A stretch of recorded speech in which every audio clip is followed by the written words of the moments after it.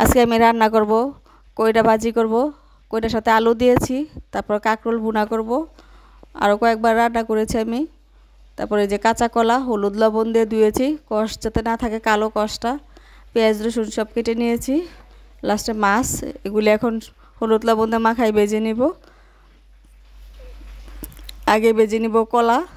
কলা রান্না করব মাছ দিয়ে। কলাগুলো ছোট ছোট কেটেছি। সবসময় তো একরকম ভালো লাগে না, একটু চেঞ্জ করে নিলাম। তারপর মশলা কষাই নিলাম। এখন কলাগুলি দিয়ে বেশিক্ষণ নাড়াচাড়া দিব না, বাজার সময় সিদ্ধ হয়ে গেছে, এই জন্য তাড়াতাড়ি করে ঝোল দিয়ে দিব, মানে পানি, ঝোলের পানি। তা কষানি হয়ে গেছে, এখন পানিটা দিয়ে আবার ডেকে রেখে দিব। একটু বলক আসলেই মাছগুলো দিয়ে দিব। আর কচি ছিল কলাগুলা, মাছগুলো আমি আগেই বেজে নিয়েছি কলার আগে, এই জন্য এখন মাছগুলো দিয়ে, এই তো আমার কলা তরকারি রান্না হয়ে গেছে। বেশি করে কাঁচা মরিচ দিয়েছি, আমি লাল মরিচ দিই না, এই জন্য সাদা সাদা লাগে। তারপর কাঁকরোলগুলো ভেজে নিচ্ছি। আজকে সব ভাজা, কাঁকরোল ভাজা, কলা ভাজা, তারপরে মাছ ভাজা, মানে ভাজতে অনেক সময় লাগছে সব কিছু।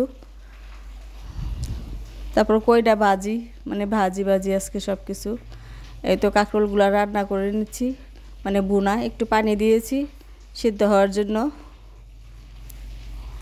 এখন একটু ডেকে রেখে দিব, তারপরে একটু জিরা দিয়ে নামাই নিব। এই তো আমার কাঁকরোল ভাজি হয়ে গেছে। তারপরে যে কইটা ডিম দিয়ে ভাজি করলাম, লাস্ট মুহূর্তে ধনিয়া পাতা দিয়ে দিলাম। কইটা আমি আগে সিদ্ধ করে নিয়েছি।